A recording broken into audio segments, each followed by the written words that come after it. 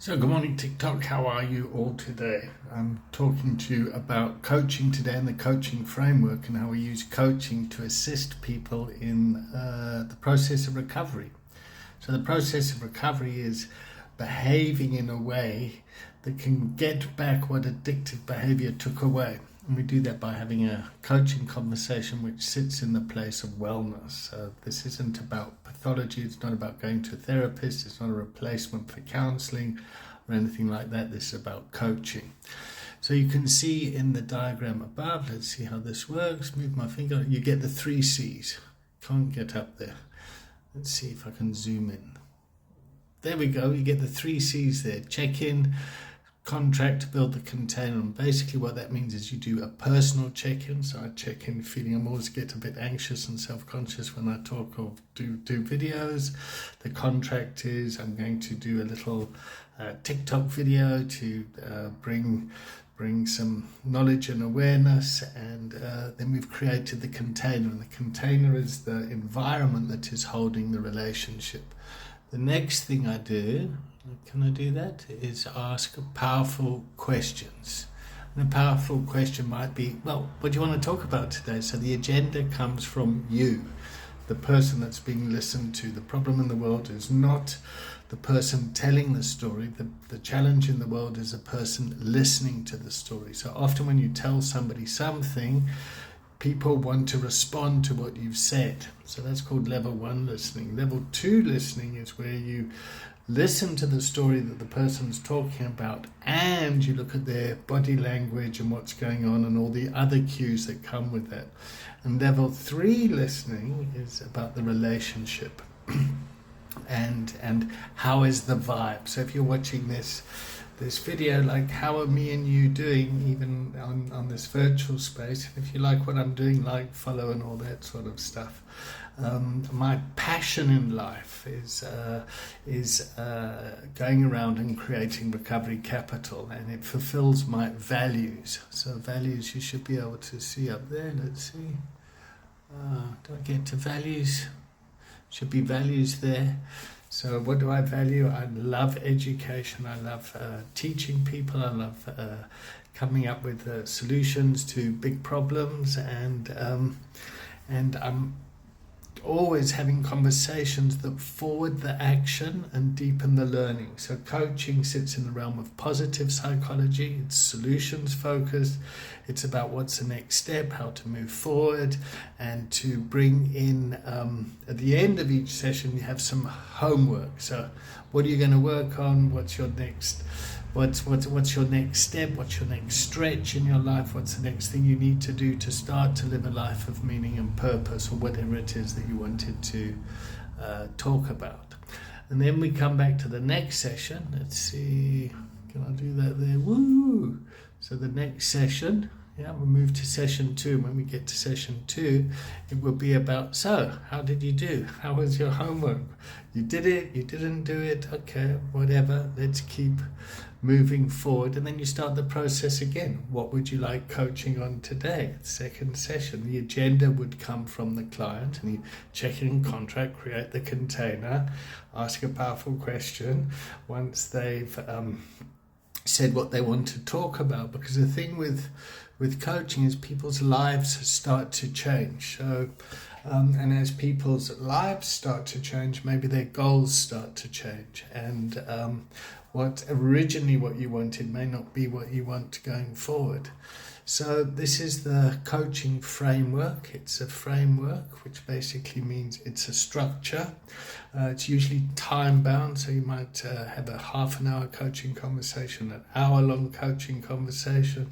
It might be 6 sessions, it might be 12 sessions, it might be 4 sessions, it might be 1 session. It doesn't really matter. What the principles are, though, is there's a framework, there's a structure. It sits in the realm of coaching. And the next video I think I'll make is where does coaching sit? So if you want to find out more about coaching and how coaching as a leadership skill can assist people in recovery, let me know. Thanks for watching. Okay, Okay, so in this video I want to talk about the adult learning steps. So the adult learning steps basically go, you're unconsciously incompetent, you become consciously incompetent, you then become consciously competent, and then after a while you're unconsciously competent. So let's start here down at unconsciously incompetent. Unconsciously incompetent is when you don't know that you don't know. You think that you think you know how to do something, but you don't know how to do it. And so, for example, driving a car is a great metaphor for us to use to kind of understand this concept.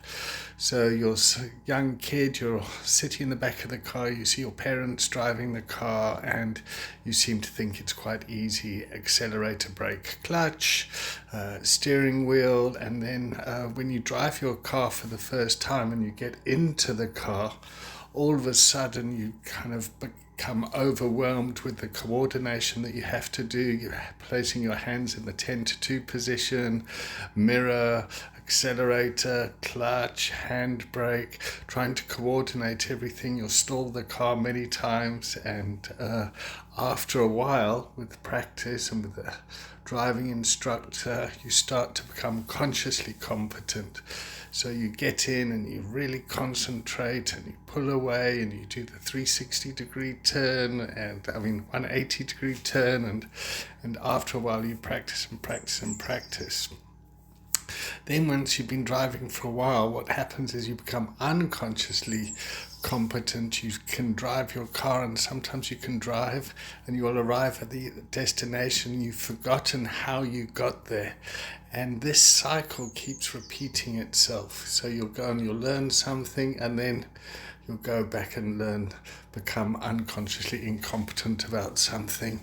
And you'll keep practicing and then moving through these steps. And these steps keep recycling themselves in the learning process as we continue to learn. So, for example, me with TikTok here, when I first started, I was completely overwhelmed with all the technology and how to do things. And I like to think now I've become kind of consciously competent, unconsciously competent. I'm sort of in this area around this thing. I've just taken the green screen, I've loaded up a picture from my training material, and I'm trying to deliver this training in a way that is reaching more people and is more accessible, because I think once people become aware of this stuff, you can start to work with them. And what I discover in a lot of the work that I do, particularly when working with people with lived experience,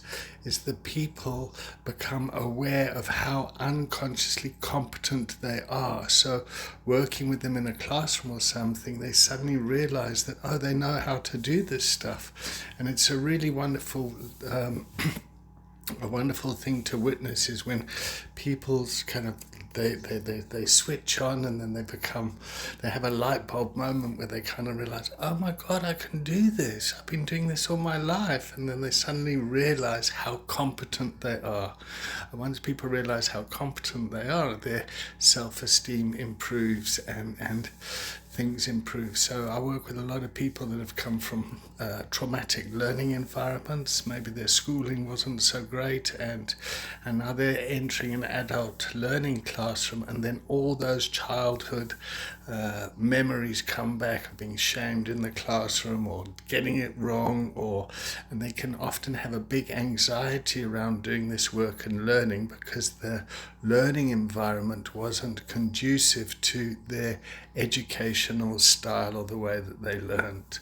So so that's adult learning steps. I've used this green screen on TikTok, and there's our diagram. I'm not sure where the adult learning steps come from. I guess I should be referencing it. It's not my own personal work. It's something I've picked up and learned along the way.